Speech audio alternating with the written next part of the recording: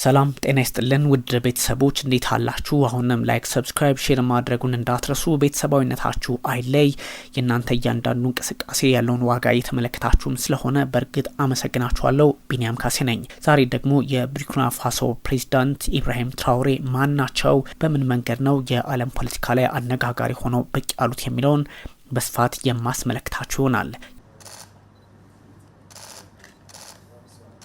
የቡርኪና ፋሶ ወታደራዊ መሪ ኢብራሂም ትራኦሬ ዓለም ዙሪያ አነጋጋሪ ከመሆናቸውን ባሻገር የዓለምን ቀልብ መግዛት የቻሉ ሆነዋል።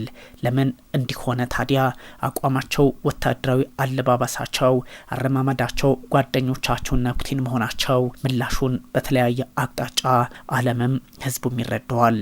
ቡርኪና ፋሶ በአውሮፓውያኑ 1960 ነጻ አገር ከሆነች በኋላ እስካሁን ድረስ 8 የተሳኩ 9 የሚያደርጓቸው አሉ መፈንቅለ መንግስቶች ተካሂዶባታል። መሐመድ ባዙምን ፖል ሄንሪ ዳምቢ ሲተኳቸው፣ ዳምቢን ደግሞ ትራኦሬ እንዲሁ በመፈንቅለ መንግስት ከ2020 ወዲህ የተመለከትናቸው ሆነዋል። የ37 ዓመቱ ባለ ግርማ ሞገስ ይሏቸዋል። የቡርኪና ፋሶ ወታደራዊ መሪ ኢብራሂም ትራኦሬ አገሩን ከምዕራባውያን ኢምፔሪያሊዝምና የእጅ አዙር ቀኝ አገዛዝ መዳፍ ውስጥ ለማላቀቅ የቆረጠ የፓን አፍሪካኒስት መሪ ስብዕናን በጥበብ የገነባ በሚል በርካቶች እያሞካሹት ይገኛል። የእሳት ራት እንዳይሆኑም ስጋት የተጋረጠባቸው ብዙዎች ናቸው። መልእክቱ በመላው አፍሪካና ከዚያም ሲሻገር ሲያስተጋባ አድናቂዎቹ አንዳንድ ጊዜ የአፍሪካ ቼ ጉቬራ እያሉ ይጠሩታል። ቡርኪና ፋሶ የማርክሲስት አብዮተኛ ቶማስ ሳንካራና ሌሎች የአፍሪካ ጀግኖች ፈለግ ሲከተል እያዩት ነው በሚል እንዲሁ የነጻነት ታጋይ አድርገው ይወስዷቸዋል። ያም ሆኖ ግን እስከምን ፖለቲካቸው ሊራመድ ይችላል? በምን አይነት መንገድ እንዴት አይነት መፍትሄ ሊያመጡ ይችላሉ? ዛሬም ቆም ብሎ ከማሰብ የተሻገረ ነገር አይኖራቸውም። የትራኦሬ ተጽዕኖ በጣም ትልቅ እንደሆነ ይነገራል።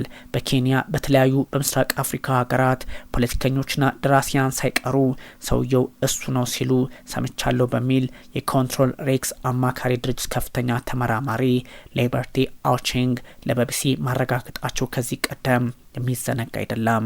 ተመራማሪው ያክላሉ የትራኦሬ መልእክቶች አሁን የምንኖርበት ዘመን የሚያሳዩ አሊያም የሚያንጸባርቁ ብዙ አፍሪካውያን ከምዕራብ ዓለም ጋር ያላቸውን ግንኙነት መጠየቅና ለምን ሆነ በሚል በሀብታም ባለጸጋ አህጉር ውስጥ ድህነት የበዛበት የሚሉ ጥያቄዎች እያነሱ መሆኑን እንደ ኢብራሂም ትራኦሬ ያሉ ሰዎች ጥያቄ ይዘው መምጣታቸው ተቀባይነታቸውን አሊያም ዝነኝነታቸውን ከፍ አድርጎላቸዋል ይላሉ። እንደ አውሮፓውያን አቆጣጠር በ2022 በመፈንቅለ መንግስት ስልጣን ተቆጣጥረዋል።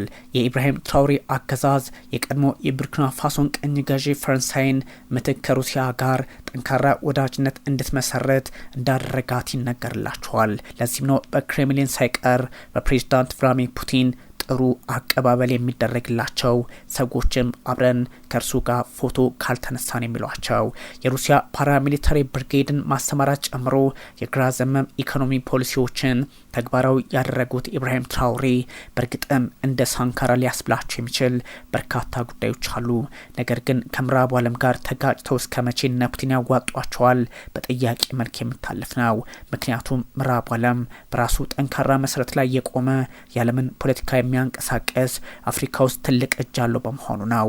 ታዲያ ይህ በመንግስት ባለቤትነት የተያዘ የማዕድን ኩባንያ ማቋቋምን የሚያካትት የውጭ ኩባንያዎች በአካባቢያቸው ስራዎች ላይ 15 በመቶ ድርሻ እንዲሰጡና ክለቶችን ለቡርኪና ፋሶ ሰዎች ማስተላለፍን እንደሚጠይቅ ግልጽ ያደርጋል። ለዚህም ነው ሳንካራ በኢብራሂም ትራኦሬ ዳግም መጡ እየተባለ የሚገኘው። ታዲያ ደንቡ በቡርኪና ፋሶ የወርቅ ኢንዱስትሪ ላይ ኢንቨስት ማድረግን በሚያዝያ ወር መጨረሻ ላይ ፈቃድ ለተሰጠው የሩሲያ ማዕድን አውጪ 2022 ላይ ማለት ነው ኖርድ ጎልድ ላይም ተፈጻሚ እንደሚሆን ተነግሯል። ለዚህም ነው አብዮተኛው ፕሬዝዳንት በርካታ ስራዎችን ሊሰራ ይችላል የሚል ተስፋ የተጣለበት። በቡርኪና ፋሶ ከማዕድን ሀብቷ ተጠቃሚ ትሆን ትራኦሬ አብዮቱ ብሎ የሰየመው አካል ወታደራዊ ጁንታ ወይም ደርግ በሀገሪቱ ታሪክ ለመጀመሪያ ጊዜ የወርቅ ማጣሪያ ለመገንባት ብሔራዊ የወርቅ ክምችት በማቋቋም ሂደት ላይ መሆኑ ጉዳዩን እጅግ መልካም ያደርግላቸዋል። ለዚህም ነው ፕሬዝዳንቱ በትክክልም ትራኦሬ አፍሪካን የወከሉ የአፍሪካን ደካማ መሪዎች መወከል የሚችሉ አሊያም አንድ እርምጃ ተስፈንጥረዋል የሚባልላቸው። ያም ሆኖ ግን ነገ ከነገ ወዲያ በምን አይነት መንገድ ፖለቲካውን ሊያራምዱት ይችላል የሚለውን በጥያቄ መልክ የሚታለፍ ነው። አንደኛ አፍሪካ ውስጥ ያለ የፖለቲካ ሂደት የሚመሩ ሲቀጥል በቡርኪና ፋሶ ፖለቲካ ውስጥ 9 መፈንቅለ መንግስት በተደረገበት አጋጣሚ ብቅ ያሉ በመሆናቸው የሳንካራ እጣ ፈንታ ሊገጥማቸው ይችላል። ቶማስ ሳንካራ ዝነኛ ነበሩ በቡርኪና ፋሶ። አሁን ደግሞ ትራኦሬ። ቡርኪና ፋሶ ምናልባትም የ37 ዓመቱን ትራኦሬን የምታጣበት አጋጣሚ ሊፈጠር እንደሚችል ደግሞ በርካቶች ስጋታቸውን ያስቀምጣሉ። የምዕራቡ ዓለም ኩባንያዎች አስቸጋሪ ጊዜ እያጋጠማቸው እንደሆነ ይነገራል። የአውስትራሊያ ዋና መስሪያ ቤት የሆነው ሳራማ ሪሶርስ ደግሞ በ2024 መጨረሻ ላይ የአሰሳ ፈቃድ መነሳቱን ተከትሎ በቡርኪና ፋሶ ላይ የተለያዩ ክሶችን መስርቶ ነበር። ከዚህ ኃይል ጋር እየተጋጨ ነው የሚል መረጃ ከግራም ከቀኝም እየወጣ የሚገኘው ወታደራዊ ደርጉ ወይም ጁንታ መንግስት ከዚህ ቀደም በለንደን በተመዘገበ ኩባንያ በባለቤትነት የተያዙ 2 የወርቅ ማዕድናት ማምረቻዎችን ወደ መንግስት ባለቤትነት ማዛወሩ የሚዘነጋ አይደለም። ተጨማሪ በውጭ ሀገር ኩባንያዎች የተያዙ የማዕድን ማምረቻዎችን ለመቆጣጠር ማቀዱን ተናግሯል። ምዕራቡ ዓለም በዚህ አካሄዳቸው ደግሞ እስከምን ዝም ይሉታል? የተለያዩ ሀሳቦችን የነ ሙጋቤ ጣፋንታ አይገጥማቸውም ወይ? በርካቶች በስግት ለትራኦሬ በህይወት መኖር አደጋ ምክንያት ነው በሚል ሀሳባቸውን እየሰጡ ይገኛል። በደቡብ አፍሪካ የሚገኘው የደህንነት ጥናት ተቋም ተመራማሪ ሄኖክ ራንዲ ደግሞ የተለያዩ ሀሳቦችን ይሰጣል። ያክንሲ እንደማለት ነው። የትራኦሬ ስር ነቀል ለውጥ በአፍሪካ ያለውን ተወዳጅነት ከፍ አድርጎታል። ያም ሆኖ ግን ነገ ከነገ ወዲያ ምን ሊፈጠር እንደሚችል ለመገመት አስቸጋሪ ነው የሚል ሀሳብ ሰጥተዋል። ሚስተር ሃይኪንስ አሁን ተወዳጅ እንኳን ባይሆን በአፍሪካ በጣም ታዋቂ ፕሬዚዳንት ሆነዋል በሚል አሞካሽተዋቸዋል ትራኦሬን። ታዲያ ትራኦሬ እስከምን ይዘልቃሉ? አሁንም በጥያቄ መልክ የሚታለፍ ነው። ተወዳጅነት የመጣው አብዮታዊ መስሎን ለማጠናከር የታቀዱ ብዙ አሳሳች ልጥፎችን ጨምሮ የትራኦሬ እውቅና የማህበራዊ ሚዲያ በኩል እየተፋፋመ በመሄዱ ነው ተብሏል። ለዚህም ነው አንድም በወጣትነቱ በሌላ መንገድ ደግሞ የፖለቲካ ሂደቱን በራሱ መንገድ ከመቃኘት አንጻር ትልቅ ስራ ሰርቷል በሚል ሀሳባቸውን የሚያጋሩለት ደጋፊዎቹ በተለያየ መንገድ እየገለጹለት ይገኛል። ያም ሆኖ ግን ታዲያ እንዴት ነው ሁኔታዎችን በራሱ መንገድ ሊቋጭ የሚችል የሚለውም እንዲሁ ቆም ብሎ ከማየት ሊሻገር የማይችል መሆኑን በግልጽ ያስቀምጣል። እንደ አርኬሊ፣ ሪሃና፣ ጀስቲን ቢበርና ቢዮንሴ ያሉ የሙዚቃ ኮከቦች ደግሞ በሰው ሰራሽ አስተውሎት የመነጩ ቪዲዮዎችን በዘፈን ሲያሞግሱት መታየታቸው ምንም ያደረጉት ነገር ባይኖርም ይህኑ የሚያስረግጥ ነው። ተወዳጁ የቡርኪና ፋሶ ፕሬዝዳንት እንዲሉ አድርጓቸዋል። ያም ሆኖ ግን ነገ ከነገ ወዲያ ወደ አምባገነንነት የመቀየራቸው ነገር ሳይታለም የተፈታ ነው። ምክንያቱም የመጡት በመፈንቅለ መንግስት ነው። እናም ስጋት አለባቸው። በእርግጥም ከስጋት አይሻገሩም። የተለያየ መፈንቅለ መንግስት ሙከራ ማስተናገዳቸውም ከዚህ የመነጭ ነው ተብሏል። ታዲያ አቺንግ የተሰኘ ተመራማሪ ትራኦሬ እንደ አውሮፓውያን አቆጣጠር በ2023 በሩሲያ አፍሪካ የመሪዎች ጉባኤ ላይ ንግግር ባደረገበት ሰዓት የአፍሪካውያን መሪዎች ኢምፔሪያሊስቶች ገመዱን በሳቡት ቁጥር የሚጨፍሩ አሻንጉሊቶች መምሰል ያቆሙ በማለት አፍሪካውያንን ቀልብ ስቧቸዋል። ያ ማለት መሪዎቹን ሳይሆን ህዝቡን። ስለ አዲስ አበባም ከዚህ ቀደም የተናገሩ የሚታወስ ነው። ለንግግራቸው ምስጋና ይግባውና በማህበራዊ ሚዲያ ዘመቻ በመገፋቱ በጉባኤው ላይ የቀረበው ተማጽኖ በአፍሪካ አሜሪካውያንና ጥቁር ብሪታናውያን ዘንድ ጨምሮ በመላው ዓለም ተስፋፍቷል በሚል እንዲሁ ዝነኝነታቸው ናኝቷል። ማንኛውም ሰው ከመላእክቶቹ ጋር ሊዛመድ ይችላል የሚሉት ተመራማሪው ምንም እንኳን ስማቸውን ቢያጋጨውም ትራኦሬን እንደ ቡርኪና ፋሶ በመጥቀስ ስላቅ አስተናግዶ ቢሰነዘርም አፍሪካ አሜሪካዊ ራፐር ሜክ ሚል ባለፈው አመት መጨረሻ ላይ ጉልበቱና ልቡን ምን ያህል እንደወደደው በመግለጽ በኤክስ ገጹ ላይ በቀድሞ ትዊተር ማጋራቱን እንዲሁ በርካቶች ያስታውሱታል። ነገር ግን የፈረንሳይ ፕሬዝዳንት ቀልብ ደግሞ ትራኦሬን ፈጽሞ አይወደውም። እንደኛ ፈረንሳይ በዛ አካባቢ የነበራትን የቅኝ ግዛት መንፈስ ዛሬም አስቀጥለው ነበር። በመጨረሻ ግን በማጣቷ ይህን ነገር ሊወዱት አይችሉም። ፕሬዚዳንቱ ትራኦሬን በራስ ፓን አፍሪካውያንን በሚሉና በኒዮ ኢምፔሪያሊስቶች መካከል ያለው ቅጥ አልባ ጥምረት አካል እንደሆነ እየገለጹት ይገኛል። ሻምበል ትራኦሬ ወይንም ካፕቴን ትራኦሬ ዝናውን አይተዋል። ለ10 ዓመታት የዘለቀውን የጎላ መከፋፈል እንዲባባስና በአንድ ወቅት ሰላማዊ ወደ ነበሩት እንደ ቤኒን ወዳሉ ጎረቤቶች እየተዛመተ ያለውን የእስላማዊ አመፅን ለማስቆም የገባውን ቃል ማስተግበር አቅቶታል።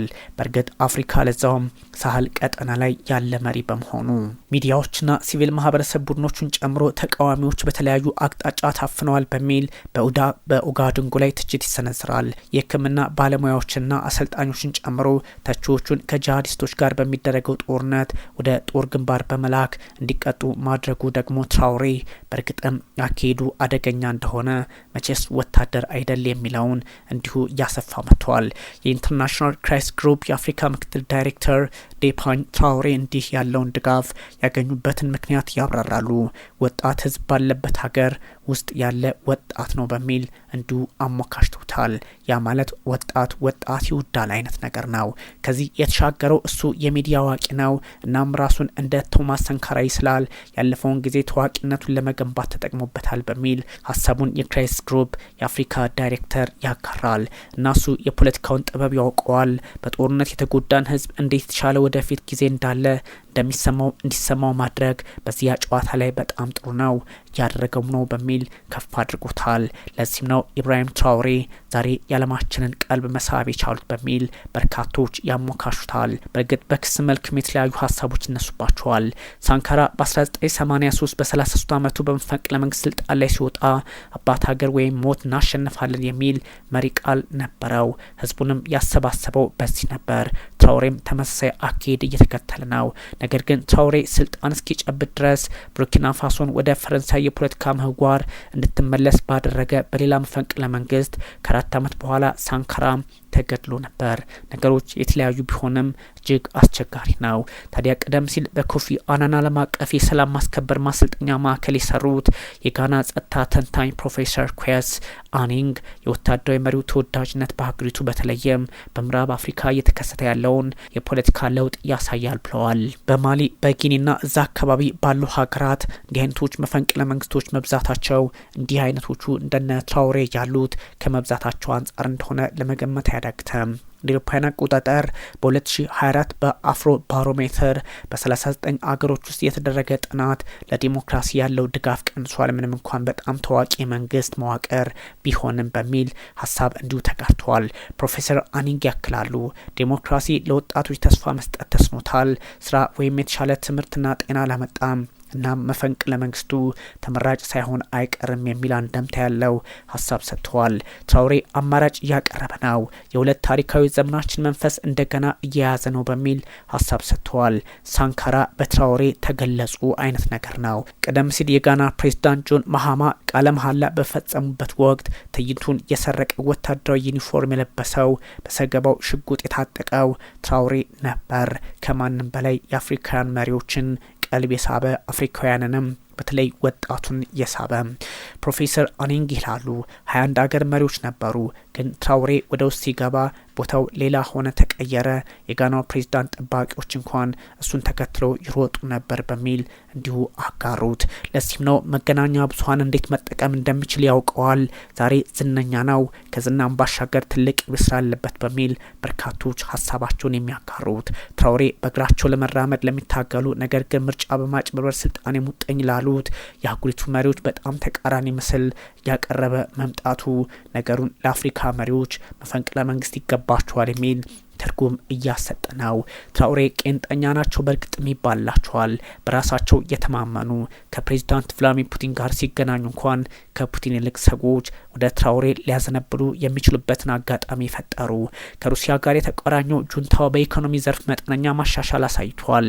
ታዲያ የዓለም የገንዘብ ድርጅት IMF እንኳን የዓለም ባንክ በአጠቃላይ ጥሩ ግምገማ ሰጥተውት የነበረ ቢሆንም ከምዕራቡ ጋር አብሮ ያለመስራት አዝማም ያለውና ነገሩ ውስብስብ ሊሆን ይችላል። ታዲያ የዓለም ባንክን በተመለከተ በዋጋ ግሽበት በ2023 ከ0.7 በመቶ በ2024 ወደ 4 በመቶ ከፍ ብሏል።